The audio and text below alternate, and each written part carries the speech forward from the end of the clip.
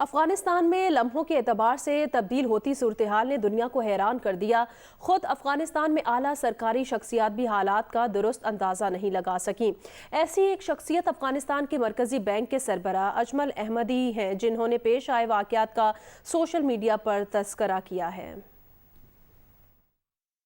افغانستان کے مرکزی بینک کے گورنر اجمل احمدی کہتے ہیں کہ افغانستان میں حکومت کا خاتمہ اس تیزی سے ہوا کہ سمجھنا بہت مشکل تھا۔ دیہی علاقوں کا بڑا حصہ کئی ماہ قبل ہی طالبان کے قبضے میں چلا گیا تھا، لیکن پہلے صوبائی دارالحکومت پر طالبان نے 9 روز قبل کنٹرول حاصل کیا۔ جمعہ 6 اگست کو زرنج پر قبضہ ہوا۔ اس کے بعد محض 6 دن میں شمال میں کئی صوبے طالبان کے کنٹرول میں چلے گئے۔ کئی افواہوں میں یہ کہا گیا کہ طالبان کے خلاف مزاحمت نہ کرنے کا اوپر سے حکم ملا تھا۔ اس سب پر یقین کرنا مشکل ہے، لیکن یہاں یہ بات مشکوک ہے کہ افغان نیشنل سیکیورٹی فورس نے پوسٹیں تیزی سے کیوں خالی کی۔ یقینی طور پر کچھ تھا جسے چھپایا گیا۔ کرنسی کا اتار چڑھاؤ اور دیگر اشاریے بہت خراب تھے، لیکن مرکزی بینک اس قابل تھا کہ میکرو اکنامک انوائرمنٹ کو سیکیورٹی کی بگڑتی صورتحال میں نسبتاً استحکام میں رکھا۔ لیکن پھر جمعرات کا دن آ گیا۔ عام حالات کی طرح میٹنگز میں شرکت کی۔ صبح غزنی کا سقوط ہو گیا۔ میں نے کام ختم کیا اور جب تک میں گھر روانہ ہوا اس وقت تک ہرات، قندھار، بادغیس بھی طالبان کے قبضے میں جا چکے تھے۔ جمعے کو ہمیں فون پر بتایا گیا کہ سیکیورٹی کی بگڑتی صورتحال کے باعث ڈالرز کی کھیپ نہیں مل سکے گی۔ ہفتے کو مرکزی بینک کی جانب سے مارکیٹ میں کم کرنسی اتاری گئی، جس سے بے چینی مزید بڑھ گئی۔ ہفتے کو ملاقاتوں میں بینکوں اور منی چینجرز کو اطمینان دلانے کی کوشش کی۔ یقین نہیں آتا کہ یہ وہ دن تھا کہ جس کے اگلے روز ہی کابل ہاتھ سے نکل گیا۔